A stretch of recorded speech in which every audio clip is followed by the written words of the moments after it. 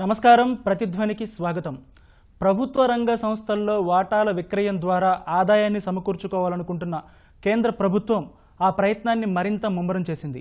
ఇప్పటివరకు ప్రభుత్వ రంగ సంస్థల్లోని ఎయిర్లైన్స్ను ఎయిర్ ఇండియా నమ్మడానికి కొంతకాలంగా ప్రయత్నం చేస్తున్నటువంటి కేంద్ర ప్రభుత్వం ఇప్పుడు ప్రభుత్వ ఆధీనంలో ఉన్నటువంటి ప్రధానమైన ఎయిర్పోర్టుల్లో వాటాను కూడా విక్రయానికి పెట్టింది.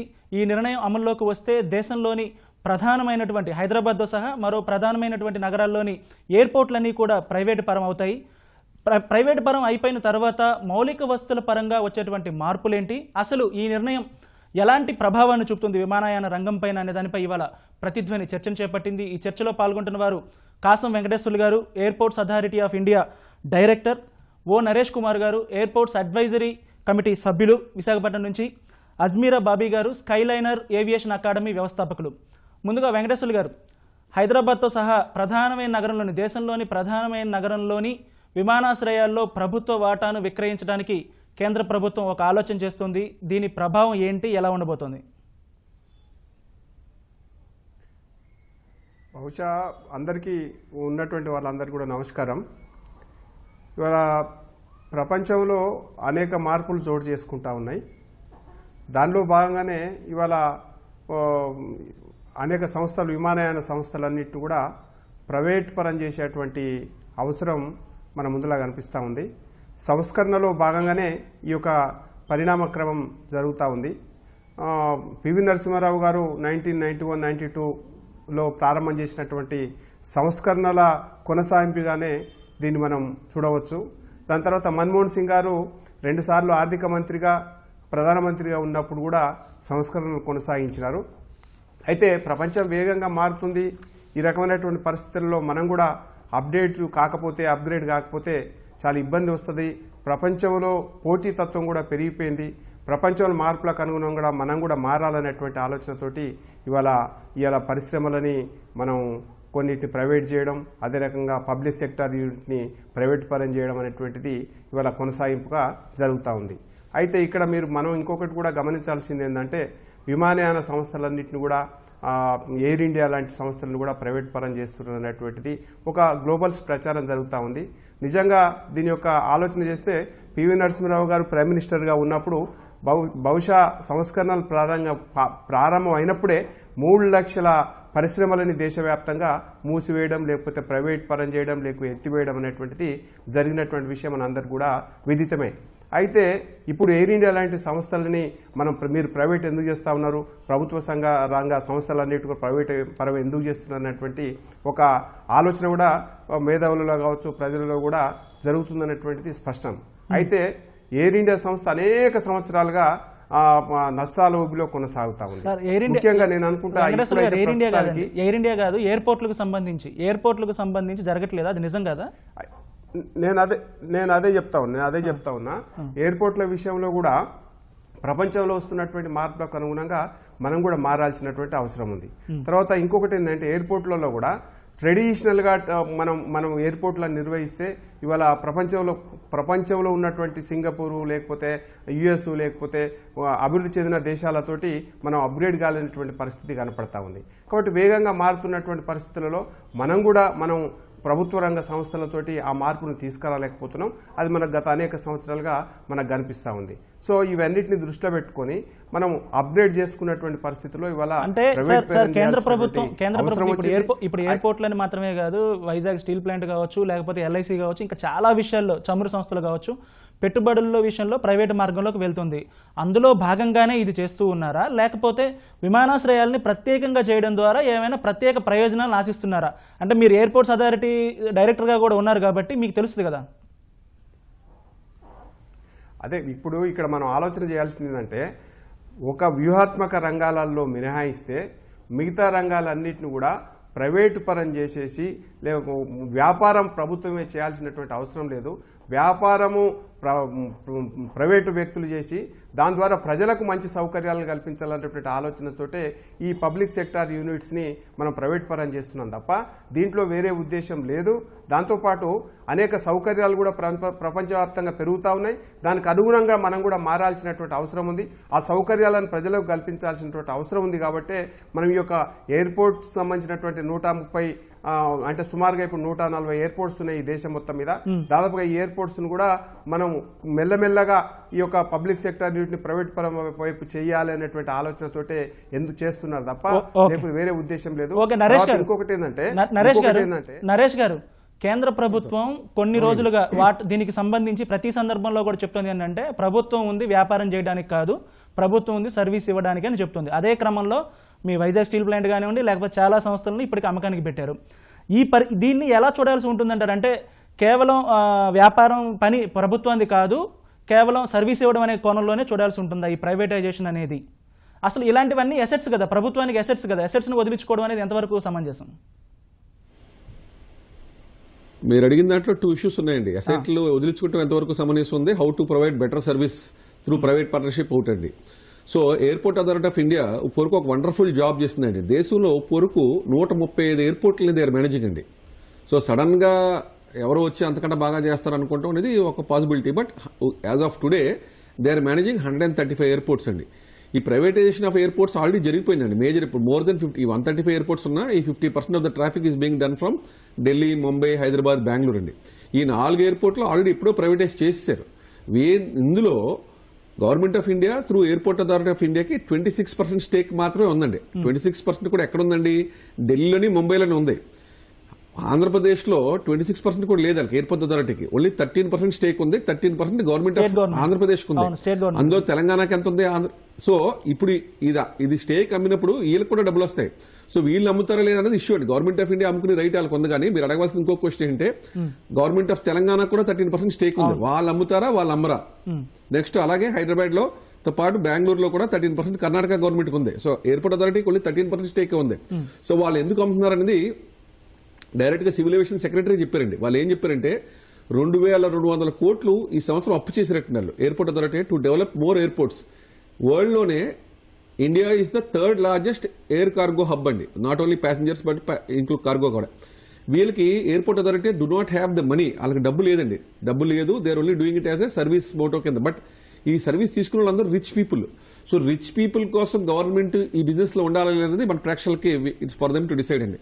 In my opinion initial stage లో ఇండియా డెవలప్ అవుతున్న స్టేజ్ లో 135 ఎయిర్పోర్ట్స్ డెవలప్ చేసే వరకు అయితే ఉండాలి. కానీ right now private players will be able to provide better service అండి. నెక్స్ట్ క్వశ్చన్ ఇస్ ఇది రైట్ టైమా కాదని. పాండమిక్ అయిన తర్వాత ఎయిర్ కార్గో ట్రాఫిక్ మొత్తం ప్యాసింజర్ ట్రాఫిక్ కానీ కార్గో ట్రాఫిక్ కానీ ఆల్మోస్ట్ 70-80% డ్రాప్ అయిందండి. This is not the right time to sell airports because వాళ్ళ రెవెన్యూ లాస్ట్ 1.5 years లో ఆల్మోస్ట్ నిల్లో ఉందండి. ఈ టైంలో కొనుక్కునే వాడికి చాలా advantage. So definitely this is not the right time to cell. ఈ పాండమిక్ ఇంకా వ్యాక్సినేషన్ కూడా అవ్వలేదు కదండి. ఎయిర్పోర్ట్ లో ట్రాఫిక్ పెరగలేదు కదా. So once the business is full that is the right time to cell. ఎందుకంటే మీకు చూస్తే బాంబే ఇప్పుడు సింగపూర్ ఎయిర్పోర్ట్ లాంటి ఫెసిలిటీస్ ఇండియాలో ఒక ఎయిర్పోర్ట్ లో కూడా లేదు కదండి. అక్కడ కూడా గవర్నమెంట్ ఆఫ్ సింగపూర్ కు వాటా ఉంది. ఎలాంటి సర్వీసెస్ వస్తాయండి? నరేష్ గారు, ఎలాంటి సర్వీసెస్ వస్తాయి ప్రైవేటైజేషన్ అయితే? ఇప్పుడు లేని సర్వీసెస్ కొత్తగా ఏమొస్తాయి?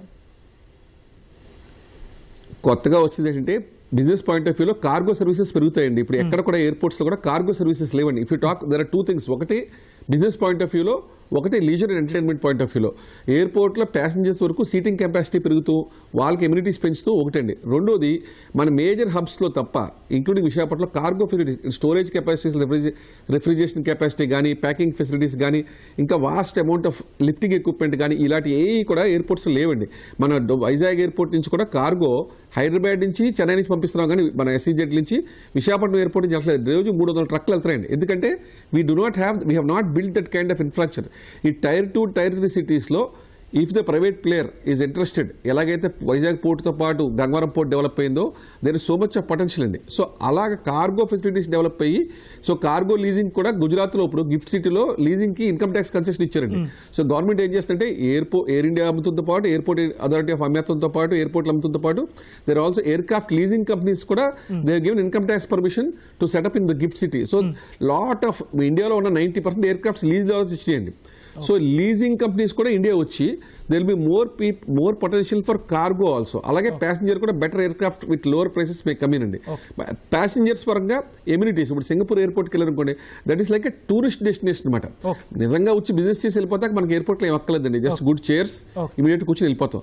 బట్ ఒక ఎయిర్పోర్ట్ నే ఒక మినీ సిటీ లాగా చూడాలి, ఒక షాపింగ్ సెంటర్ లాగా చూడాలి, ఒక లైఫ్ స్టైల్, ఒక టూరిస్ట్ రిసార్ట్ లాగా డెవలప్ చేయాలి అన్న కోణంలో చూస్తే అది గవర్నమెంట్ ఆఫ్ ఇండియా పని కాదు. ఇప్పుడు వరల్డ్ లో పెద్ద పెద్ద ఎయిర్పోర్ట్స్ ఉన్నాయి, హెద్రో ఎయిర్పోర్ట్ కానీ, లాస్ ఏంజల్స్ ఎయిర్పోర్ట్ కానీ, సింగపూర్ షాంఘై ఎయిర్పోర్ట్ కానీ, వీళ్ళు అపార్ట్ ఫ్రమ్ ప్యాసింజర్స్ కూడా ప్యాసింజర్ ఇమ్యూనిటీస్, వాళ్ళు పడుకుంటా రూమ్స్ కానీ, ఒక 10-15 మంచి బ్యూటిఫుల్ రెస్టారెంట్స్ కానీ, వాళ్ళ సైట్ సీయింగ్ సెంటర్స్ కానీ, గార్డెన్స్ కానీ, ఫౌంటైన్స్ కానీ, అన్ని వరల్డ్ క్లాస్ షాపింగ్ కానీ, ఇటువంటి అన్ని కూడా it is good to have, కానీ నీడ్ అయితే లేదండి.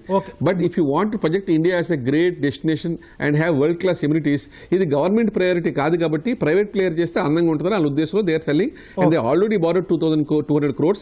ఇంకా బారో చేస్తే అప్పు చేసి సోక్ చేస్తే గవర్నమెంట్ కూడా బ్యాడ్. బాబీ గారు, మీరు ఎయిర్పోర్ట్ అంటే విమానయాన రంగంలో చాలా కాలం ఉన్నారు కాబట్టి సర్వీసెస్ పరంగా కొంతమంది నరేష్ గారు కొన్ని చెప్పారు, కొన్ని ఎక్స్ప్లోర్ చేయొచ్చు మనం ప్రైవేట్ వాళ్ళు అయితే అనేది. మీరు ఎలా యాంటిసిపేట్ చేస్తున్నారు, ఎలా ఉండొచ్చు, ఎలాంటి మార్పులు వస్తాయి, ప్రైవేటైజేషన్ అయితే ఎలాంటి మార్పులు వస్తాయి అనేది? సార్, మార్పు అనేది ఇన్ఎవిటేబుల్ సార్. పోస్ట్ ఇండిపెండెన్స్ నుంచి మనకి ఒక అలవాటు అయిపోయింది. మన ఎకానమీ ఏంటంటే కన్జర్వేటివ్ ఎకానమీ దిక్కు మనము ఎప్పుడు మన మైండ్ సెట్ ఉంటుంది. కానీ ఇవాళ డేట్ లో మనము 21st centuryలో ఉన్నాం. 21st century అంటే we have to merge our global economy. ఇవి చేయాలంటేనే we'll have a better services. ఇప్పుడు చూడండి, ముందు పాతకాలంలో ఏవియేషన్ ఇండస్ట్రీ అంటే ఉట్టి డబ్బున్న వాళ్ళే వెళ్తుండే. కానీ ఇప్పుడు లో కాస్ట్ ఎయిర్లైన్స్, ఈ ఎయిర్పోర్ట్స్ Tier 2, Tier 3 సిటీస్ కూడా వస్తున్నాయి కాబట్టి చాలా మంది ఫ్రమ్ లోవర్ మిడిల్ క్లాస్ వాళ్ళు కూడా ట్రావెల్ చేయడానికి ఈ కంఫర్ట్స్ తోని వెళ్ళిపోతుండ్రు. సో ఇదే కాకుండా నాకేందంటే నేను స్టూడెంట్స్ దగ్గర వెళ్తా కాబట్టి చాలా మంది స్టూడెంట్స్ కి ఏవియేషన్ అంటే ఏందో తెలియదు. ఇలాంటి ఎయిర్పోర్ట్స్ ప్రైవేటైజ్ చేస్తే ఈ స్టూడెంట్స్ కి అవేర్నెస్ ప్రోగ్రామ్, వీళ్ళకి కంఫర్ట్స్, వీళ్ళకి ఫ్లయింగ్ ఫెసిలిటీస్ ఇవన్నీ అవుతాయి అనమాట. They will generate even employment. ఇప్పుడు మీరు చూస్తే చాలా మంది విలేజెస్ లో చూస్తే నేను ఎయిర్పోర్ట్ లో పని చేస్తున్నా అని చెప్పేసి చాలా గొప్పగా చెప్పుకుంటారు. సో ఈ ప్రైవేటైజేషన్ అయితే ఏంటంటే ఫెసిలిటీస్ తో పాటు ఈ generation they will generate even employability.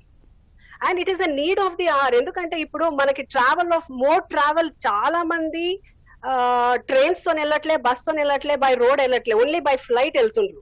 So the more the privatise the facilities are better కాబట్టి opportunities are also better. Okay, అంటే యాస్పిరెంట్స్ చూసే విధానం ఎలా ఉంటుంది అంటే మీరు స్వతహాగా మీరు లైసెన్స్డ్ పైలట్, మీరు ఏవియేషన్ అకాడమీ నడుపుతున్నారు. ఇలాంటి పరిస్థితుల్లో కేంద్రం తీసుకున్నటువంటి నిర్ణయం అనేది కొత్తగా వచ్చే వాళ్ళు ఎలా చూడొచ్చు, వాళ్ళ యాస్పిరేషన్ ఏమైనా మారుతుందా, ఎలా చూడొచ్చు? డెఫినెట్లీ మారుతుంది సార్. ఎందుకంటే నేను Tier 2, Tier 3 సిటీస్ కాకుండా నేను హ్యామ్లెట్స్ లో, అంటే మా ట్రైబల్ హ్యామ్లెట్స్ కి కూడా వెళ్తాను. సో ప్రతి ఒక్కళ్ళు ఏంటంటే, మేడం మీరు పైలట్ కాబట్టి నేను కూడా అవ్వగలుగుతా అని వాళ్ళకి ఇప్పుడు ముందు ఏంటంటే ఉట్టి ఇంజనీర్, డాక్టర్స్ లేకుంటే గవర్నమెంట్ ఎంప్లాయీసే ఉండే. కానీ ఈ ఎయిర్పోర్ట్స్ తోని పాటు ఉడాన్ స్కీమ్స్ లో చాలా ఎయిర్లైన్స్ కూడా వస్తున్నాయి. నాకు లాస్ట్ మంత్ యూనివర్సిటీస్ కూడా నాకు కాంటాక్ట్ చేస్తుండ్రు. ఎందుకంటే వాళ్ళు కూడా ఇప్పుడు ఇండియన్ ఏవియేషన్ మార్కెట్ కి ఒక హబ్ కింద వాళ్ళ ఇన్వెస్టింగ్ ఆపర్చునిటీస్, ఎడ్యుకేషన్ ఫీల్డ్ అయినా కానీ, ట్రావెల్ మోడ్ లో కానీ వాళ్ళు మన ఇండియా దిక్కు చూస్తుండ్రు. కాబట్టి it is a very good policy అంటాను నేను for the nation building and to be a part of the global market. Venkateswarlu గారు, ప్రధానంగా అంటే చాలా వరకు ఇప్పుడు 13 విమానాశ్రయాలు క్యూలో ఉన్నాయి. ఆ తర్వాత చిన్న Tier 2, Tier 3 సిటీస్లో కూడా వాటన్నిటిని కూడా ప్రైవేట్ పరం చేసుకుంటూ వెళ్ళిపోతే చిన్న వాటిల్లో ఆ భారాన్ని ప్రజలు భరించలేరు అనేటువంటి, లేకపోతే వాటికి సంబంధించినటువంటి వినియోగం తగ్గుతుంది అనేటువంటి ఒక వాదన ఉంది. దాన్ని మీరు ఎలా చూస్తుంటారు? హలో, మళ్ళీ ఒకసారి రిపీట్ చేయండి. ప్రైవేటు విమానాశ్రయాల పరిధిలో ప్రయాణికులపై విపరీతమైన భారం పడుతుంది, ప్రైవేట్ వాళ్ళకి వెళితే విపరీతమైన భారం పడుతుంది. ఇప్పుడు పెద్ద విమానాశ్రయాల్లో చాలా వరకు యూజర్ ఛార్జెస్ ఎక్కువ ఉన్నాయి, చిన్న వాటికి కూడా జరిగితే వాళ్ళ మీద భారం పడుతుంది అనేటువంటి వాదన ఉంది. దాన్ని మీరు ఎలా చూస్తారు? అయితే మనము అర్థం చేసుకునే దాంట్లో సరి అయినటువంటి విధంగా అర్థం చేసుకుంటలేము అనిపిస్తుందండి. ఇప్పుడు మీరు చూసి, నేను ఢిల్లీకి వెళ్ళినా, లేకపోతే బాంబేకి వెళ్ళినా, లేకపోతే మనం ప్రైవేటు ఎయిర్పోర్ట్స్ చూడండి, గవర్నమెంట్ నిర్వహిస్తున్నటువంటి ఎయిర్పోర్ట్స్ చూడండి. అయితే ఈ ఎయిర్పోర్ట్లలో సౌకర్యాలు ఏ రకంగా మెరుగుపడతా ఉన్నాయి, కాంపిటీషన్ ఉండి అనేది కూడా మనం ఒకసారి అర్థం చేసుకోవాలా. అయితే ఇక్కడ ఫెసిలిటీస్తో పాటు డబ్బులు కూడా పెరుగుతున్నాయి అనేటువంటిది ఏం లేదు. 10,000 రూపాయలు 12,000 రూపాయలు టికెట్కి వెళ్తున్నారు. అదే రకంగా 5,000 4,000 3,000 కూడా టికెట్ అమ్మేటువంటి పరిస్థితి ఉంది. ప్రజలకు భారం పడేటువంటి పరిస్థితి మనకు ఎక్కడ కూడా కనిపిస్తలేదు. ప్రైవేట్ పరం చేస్తే సౌకర్యాలు మెరుగుపరచాలి, ప్రభుత్వం అజమాయిషి ఉండాలి, అది వేరే రకంగా ఆలోచన చేసుకోవచ్చు. అయితే ప్రజలకు భారం పడుతున్నది అనేటువంటి విషయంలో స్పష్టత లేదండి. నేను అనుకుంటున్నదంటే నేను ట్రావెల్ చేస్తున్నప్పుడు కూడా ఎక్కువ శాతం ప్రైవేట్ కానీ గవర్నమెంట్ కానీ ఇప్పుడు ఉన్నటువంటి కాంపిటీషన్లో చూస్తే గవర్నమెంట్ కూడా మెరుగుపరుస్తూ ఉంది, ప్రైవేట్ ఇంకా మోర్ ఫెసిలిటీస్ని ఇవాళ మనకు కల్పించేటువంటి పరిస్థితి కనపడుతుంది. ఇంతకుముందు చెప్పినట్లుగా ఇవాళ కొన్ని వస్తువులని మనం ట్రాన్స్పోర్ట్ చేయాలంటే వారం రోజులకు తర్వాత లేకపోతే నెల రోజుల్లో కూడా డెలివరీ అయ్యేటువంటి పరిస్థితి ఉండకపోతుండే. కార్గో ఫెసిలిటీస్ పెరిగిన తర్వాత వెంటనే 24 అవర్స్ లోపల అంటే 2 అవర్స్ 3 అవర్స్ కూడా మనిషికి చేరిపోయేటువంటి పరిస్థితి మనకు కనపడతా ఉంది.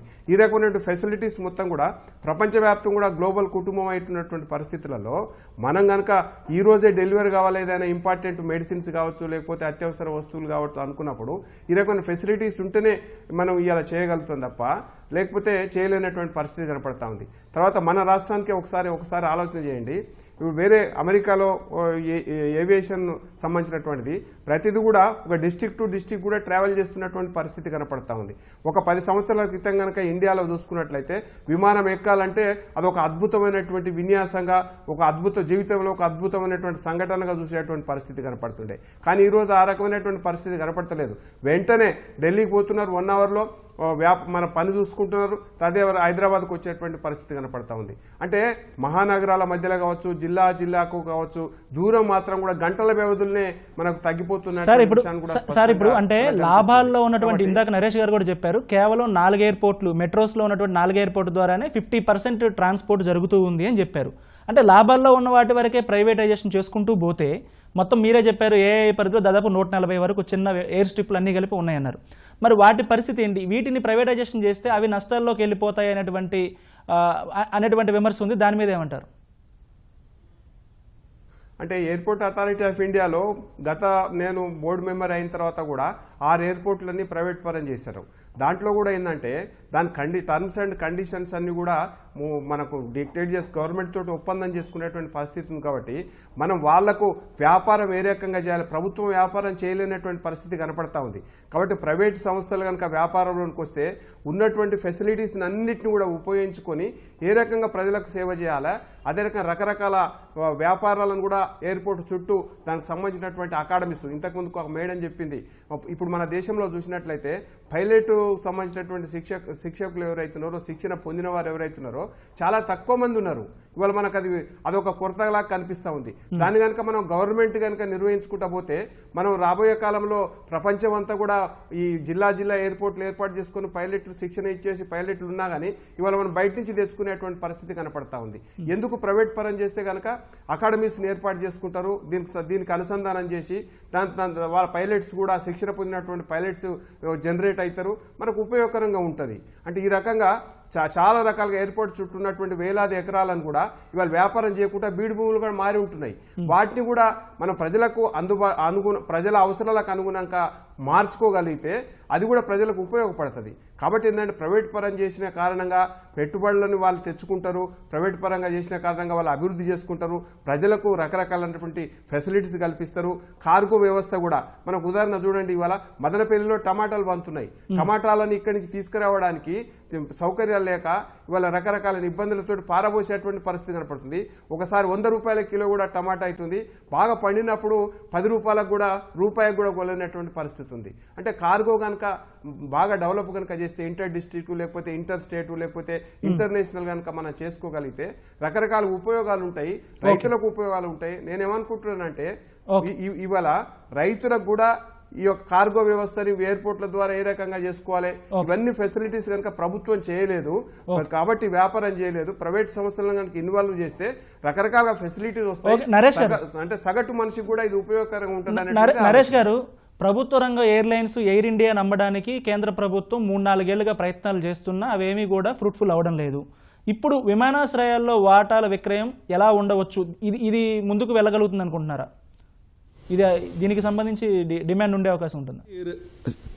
మీరు మీరు చర్చలో పోరుకు తీసుకున్న పాయింట్ ఏంటంటే ఇందులో 6 ఎయిర్పోర్ట్లు అప్పుడే అదానికి వెళ్ళిపోయినాయండి. అవును, నవంబర్లోనే ఈ ప్రైవేటైజేషన్ ప్రోగ్రాంలో 12 ఎయిర్పోర్ట్లు 6 ఎయిర్పోర్ట్లు నవంబర్లోనే అదానికి త్రివంతరం ఎయిర్పోర్టు ఇవన్నీ కూడా వెళ్ళిపోయినాయండి. మ్యాంగ్లూరు ఎయిర్పోర్టు. అవును. So already 6 airports are given to Adani group.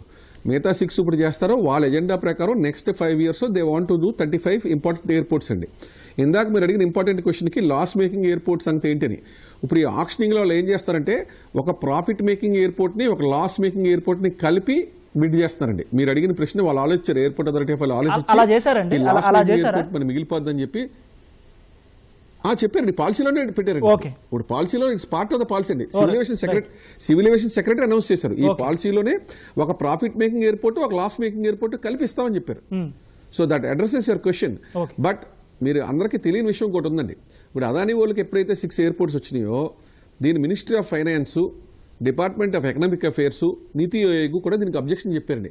ఒకే మనిషికి ఇన్ని ఎయిర్పోర్ట్లు కంట కట్టద్దు, 2-3 ఎయిర్పోర్ట్ల కంటే ఏ ఒక్క గ్రూప్కి ఇవ్వద్దు. ఎందుకంటే ఈ గ్రూప్ ఎప్పుడైనా ఫైనాన్షియల్ ఇబ్బంది పడితే మొత్తం అన్ని ఎయిర్పోర్ట్ల మీద ప్రభావం పడుతుంది. కాబట్టి ఇటువంటి పనులు చేయొద్దని నేను చెప్పింది కదండి. Ministry of finance, NITI Aayog and department of economic affairs క్లియర్గా నోట్లో రాసి పెట్టారండి చేయొద్దని. వీళ్ళు చెప్పినప్పటికీ కూడా government of India, airport authority of India ద్వారా ఈ 6 ఎయిర్పోర్ట్లు ఆల్రెడీ అదాని గ్రూప్కి హ్యాండ్ ఓవర్ చేశారని. మొన్న నేను మ్యాంగ్లూరు వెళ్ళినప్పుడు అక్కడ అదాని ఎయిర్పోర్ట్ అని ఆల్రెడీ పేరు కూడా పెట్టుకున్నారండి. సో నెక్స్ట్ 6 రౌండ్ కూడా వాళ్ళకి వెళ్తుందో వేరే వాళ్ళకి వెళ్తుందో తెలియదు కానీ so it is already started. ఈ 4 ఎయిర్పోర్ట్స్ లో కూడా అప్పుడే Adani has taken over from GMR state. 26% government of India తీసుకుంటే ఎయిర్పోర్ట్లు అండ్ పోర్ట్లు ఈ రెండు కూడా స్ట్రాటజిక్ లొకేషన్స్. స్ట్రాటజిక్ లొకేషన్స్ అనేవి కేవలం కొంతమంది చేతుల్లో ఉండడం వల్ల ఏంటి నష్టం ఏం జరుగుతుందని అంటే మీరు అడిగిన దానికి స్ట్రైట్ ఆన్సర్ ఏంటంటే ఇప్పుడు అదాని ఉందనుకోండి. Adani has the largest ports in the country. He imports the largest coal into the country. He hands the largest gas into the country. Highest amount of power he is doing. And now he is taking over the airports. And definitely one person lo economic wealth of the country is being, obviously it's being controlled by one person. అది మంచిగా చెడు అనేది it's obvious for the viewers అని మనం చెప్పక్కర్లేదండి. But ఈ airports కూడా finance minister ఇవ్వద్దని చెప్పింది. It's on record. If you can go internet లో సెర్చ్ చేస్తే కూడా మీకు వచ్చేది. ఈ సీక్రెట్ డాక్యుమెంట్ ఏం కాదు. Ministry of finance, department have objected, do not give it అన్నా కూడా ఓవర్ రూల్ చేసి ఇచ్చారు. The government has over ruled the objections and given to Adani group. అలాగే మిగతా ఎయిర్పోర్ట్స్ కూడా ఒకటి మాత్రం గుర్తించాలండి. This is not the right. Airport ప్రైవేటీకరణ చేయడం అనేది మంచిదే అండి, ఫెసిలిటీస్ పెంచుతా ఉద్దేశం మంచిదే. Is this the right time? No, this is not the right time. Because pandemic లో వాల్యుయేషన్ తక్కువ ఉంటుంది. వాల్యుయేషన్ పెరిగిన తర్వాత ట్రాన్స్పరెంట్ గా చేస్తే డెఫినెట్ గా బాగుంటుంది. ఇంత పాండమిక్ లో ఇంత బిజినెస్ నరేష్ కుమార్ గారు పాయింట్ అవుట్ చేస్తుంది, ప్రధానమైనటువంటి ఎయిర్పోర్ట్లన్నీ కేవలం ఒకళ్ళకే ఇస్తున్నారు, కొంతమందికే చేయడం అనేది సరైన చర్య కాదు అంటున్నారు. అలాగే ఇప్పుడు ఇస్తున్న టైమింగ్ కూడా కరెక్ట్ కాదు అంటున్నారు. దాని మీద ఏం చెప్తారు? అయితే వారు చెప్పిన విషయంలో కొంత స్పష్టత లేదండి. 6 ఎయిర్పోర్ట్లలో 5 మాత్రమే అదాని గ్రూప్కి వచ్చినాయి, మిగతాది వేరే గ్రూప్కి వచ్చిందండి. దీని విషయం ఒకసారి 6 ఎయిర్పోర్ట్లు 5 అంటే ఎక్కువే కదండి. ఇదంతా ఎవరికి కూడా అయితే దీంట్లో ఎవరికి కూడా ఉన్న పలంగా కట్టబెట్టలేదండి. ఇదంతా కూడా ఇంటర్నేషనల్ బిడ్డింగ్ ఏర్పాటు చేసి బిడ్డింగ్ ద్వారా మాత్రమే వాళ్ళకు వచ్చింది తప్ప వాళ్ళకు ప్రభుత్వం కానీ లేకపోతే ఏఐ కానీ డైరెక్ట్గా వాళ్ళకి ఇచ్చినటువంటి పరిస్థితి లేదు. అయితే ఒకటి ఏంటంటే దీంట్లో అదాని గ్రూప్ వాళ్ళు అగ్రెసివ్ బిడ్డింగ్కి వెళ్ళారు. అగ్రెసివ్ బిడ్డింగ్లో వాళ్ళకు వచ్చింది తప్ప వాళ్ళకి ఫేవర్ చేయాలని వీళ్ళకి ఫేవర్ చేయాలనేటువంటి విషయంలో ప్రభుత్వానికి కానీ ఏఐ సంస్థకు కానీ ఎటువంటి అరమరికలు లేవు, దాపరికాలు కూడా లేవండి. ఓపెన్ బిడ్డింగ్లోనే వాళ్ళకు ఆ ఎయిర్పోర్ట్స్ వచ్చినాయి. ఇంకోటి ఏంటంటే ప్రపంచంలో మనం అందరూ ఇంటర్నేషనల్ బిడ్డింగ్ ఏర్పాటు చేసినప్పుడు వీళ్ళని వాళ్ళని పాల్గొనొద్దు అనేటువంటి విషయంలో మనం నిబంధనలు పెట్టలేం కదండి. ఒక విషయం మాత్రం స్పష్టమైందంటే ఇంటర్నేషనల్ బిడ్డింగ్ ఏర్పాటు చేసి బిడ్డింగ్లో ఎవరైతే ప్రజలకు సౌకర్యాలు కల్పిస్తారో norms and terms and conditions ప్రకారం ఎవరికైతే బాగుంటుందో వాళ్ళకు మాత్రమే వచ్చినాయి తప్ప దీంట్లో కండిషన్స్ వయలేట్ చేసి లేకపోతే రూల్స్ వయలేట్ చేసి గమనిస్తే బాగుంటుంది. చెప్పండి. అవునండి, బిడ్డింగ్ లో వచ్చిందే నేను చెప్పింది అదే కదా. మినిస్ట్రీ ఆఫ్ ఫైనాన్స్ ఒక రూల్ పెట్టిందండి, మోర్ దెన్ 2 ఎయిర్పోర్ట్స్ ఇవ్వద్దని. నేను చెప్పింది కాదు, మినిస్ట్రీ ఆఫ్ ఫైనాన్స్ డిపార్ట్మెంట్ చెప్పారు. ఇప్పుడు ఆయన చెప్పినట్టు అగ్రెసివ్ బిడ్డింగ్ చేసి 130 మొత్తం రేపు 30 ఎయిర్పోర్ట్ కూడా ఒకలే పాడేశారు అనుకోండి. Is it correct? రేపు అగ్రెసివ్ బిడ్డింగ్ వెళ్ళిపోతాం, మనమే తక్కువ రేటుకి పాడేసో లేకపోతే ప్రస్తుతానికి డబ్బులు ఎక్కడో అప్ తెచ్చి 30 ఎయిర్పోర్ట్లు ఒకలే పాడేశారు అనుకోండి అగ్రెసివ్ బిడ్డింగ్ లో. Will you give it? Is it the right thing to do? To give 35 airports to one country? Or aggressive గా చేసేసి ఒక టర్మ్స్ ఫుల్ఫిల్ చేస్తారు అనుకోండి. Let us assume open